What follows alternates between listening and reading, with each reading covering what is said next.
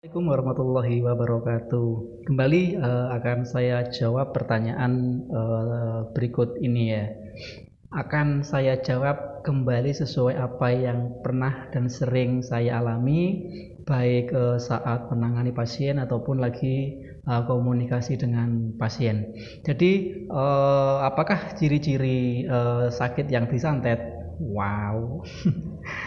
Sekali lagi, apakah perbedaannya sakit kena santet atau dengan sakit medis ya? Kalau biasanya sih santet itu kita bahasakan non medis, ya, sakit yang biasa atau di badan sakit biasa itu kita biasanya kita sebut dengan sakit medis. Jadi begini, pengalaman. Biasanya kalau ciri-ciri, kalau sakit terkena santet atau guna-guna itu biasanya yang pertama sakitnya itu di jam-jam tertentu sebelum maghrib atau habis maghrib, jam 12 malam atau jam 2 malam, dan itu selalu istiqomah sakitnya di jam-jam tertentu biasanya dan di titik tertentu. Nah, yang pertama, yang kedua, biasanya tidak bisa didiagnosa atau dideteksi secara medis atau oleh dokter dengan alat apapun. Sakitnya tidak terdeteksi dengan cara harus misalnya cuci darah atau didiagnosa dengan laboratorium, sakitnya tidak terdeteksi. Tapi si pasien itu merasakan kesakitan yang aneh dan luar biasa di saat-saat tertentu, di jam-jam tertentu. Yang ketiga, biasanya ya kita sebagai seorang hamba, insya Allah Allah akan selalu menunjukkan penyakit itu dari siapa dan penyakit apa. Biasanya melalui mimpi. 85% biasanya Allah akan menunjukkan kepada kita jika kita sakitnya kena santet atau diguna-guna dibuat orang itu melalui mimpi.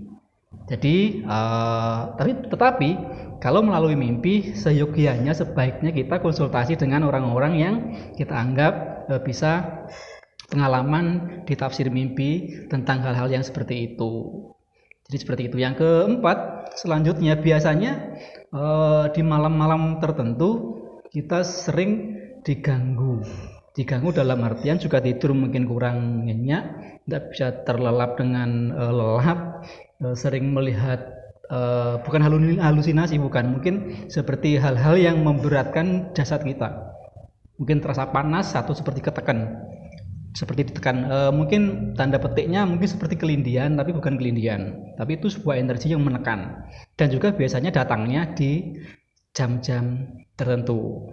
Nah, kalau yang selanjutnya dia sakitnya dia biasanya cenderung seperti tertusuk-tusuk, kemudian terasa panas di badan, panas yang di luar nalar kita, dan sekali lagi panasnya pun menusuk-nusuknya di tubuh kita pun juga sama di jam-jam tertentu. Nah, kalau ya ini yang sakitnya non medis yang tadi ciri-ciri kena santet. Ya kurang lebihnya minta maaf, ini sesuai pengalaman saja ya. Nah, kemudian singkat saja, kalau mau tanya-tanya nanti bisa ngobrol langsung aja ya. Kalau medis sudah biasa lah, kalau medis mungkin kepala pusing, mungkin bisa diobati dengan obat-obat toko, ke dokter mungkin bisa langsung sembuh dalam sekian kurun waktu, sekian jam mungkin bisa sembuh ya. Itu kalau medis dan didiagnosa oleh dokter, ya tetap itu penyakitnya medis, atau kena tipes atau asam lambung atau sakit kepala, migrain dan segala macamnya seperti itu, mungkin itu medisnya. Jadi perbedaannya secara singkat, secara rangkuman saja, kalau non medis kena santet itu didiagnosa oleh dokter, kemudian secara laboratorium didiagnosa secara medis, itu tidak akan pernah kebaca atau terlihat ya, tidak akan bisa terlihat, terpantau, dan tidak bisa terdeteksi kalau kena santet atau non medis. Kalau medis sudah jelas bisa didiagnosa oleh kedokteran.